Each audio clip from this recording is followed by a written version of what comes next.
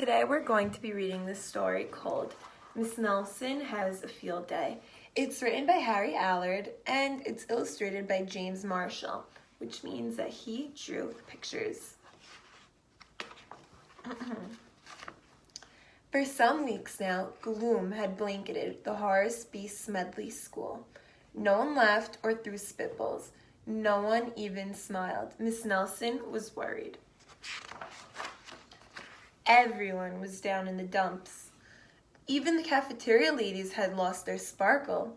Mr. Brainsworth was so depressed that he hid under his desk.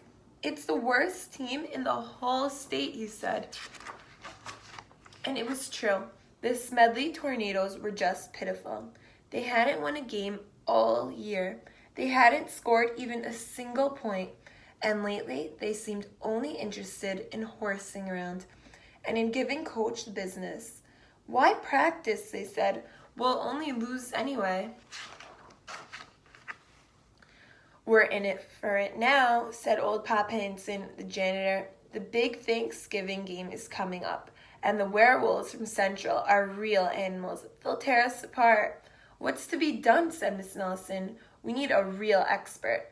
That afternoon, while Miss Nelson was grading papers, she heard wild laughter. It was coming from the teacher's room.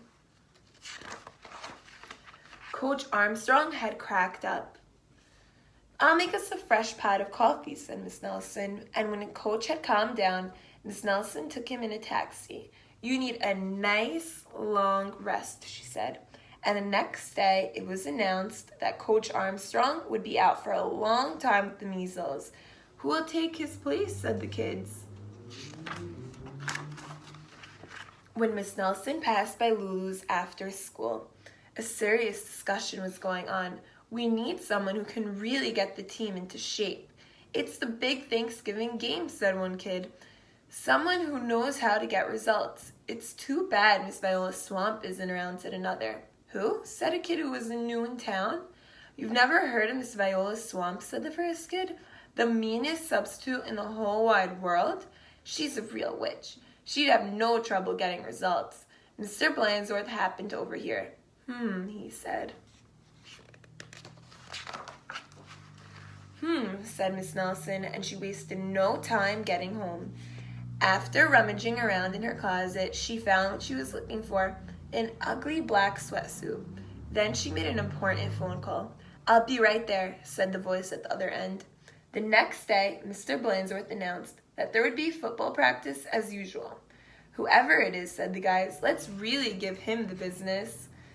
The doors to Coach's office flew open, and out stepped a lady in an ugly black dress. "My name is Viola Swamp," said the lady, "and I am here to get results." "It's Brainsworth," cried the guys, and they laughed him off the field. "Oh, rats," said Blainsworth. "How could they tell?" And just then the guys heard footsteps of the sound of squeaky tennis shoes. "I am Coach Swamp," said the lady in the black sweatsuit. "Holy smoke," cried the team. "The Swamp." The team's fullback tried to walk away. "Not so fast, Mr. Smarty," said Coach Swamp. "Wow," said one of the guys. "Did you see that tackle?" Coach Swamp was a real expert. She put the team to work right away. The guys had never done so many leg raises. "More," said Coach Swamp. They had never run so fast. "Faster," yelled Coach Swamp. "This is so hard," said the guys. "Pipe down," said Coach Swamp. In only a matter of days, the Smedley Tornadoes were looking better. Coach Swamp really gave them the business, and Mr. Blainsworth was a little puzzled, however. "Who is that Miss Swamp?" he said. "Maybe Miss Nelson knows. I'll go ask." Miss Nelson was busy grading papers when Blainsworth looked in.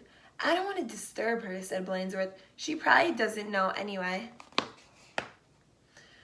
Down on the field, Coach Swamp was having a little talk with the team.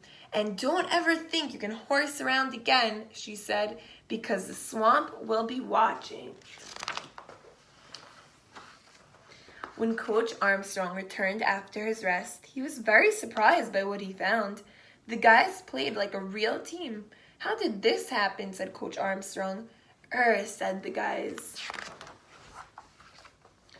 On Thanksgiving Day, the Tornadoes clobbered the Werewolves 77-3. That means that the Tornadoes won the game.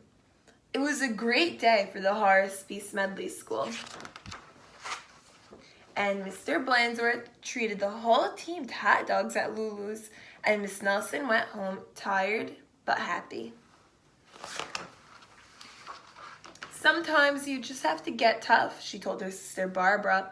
And by the way, thanks for filling in for me. Anytime, said Barbara. Anytime.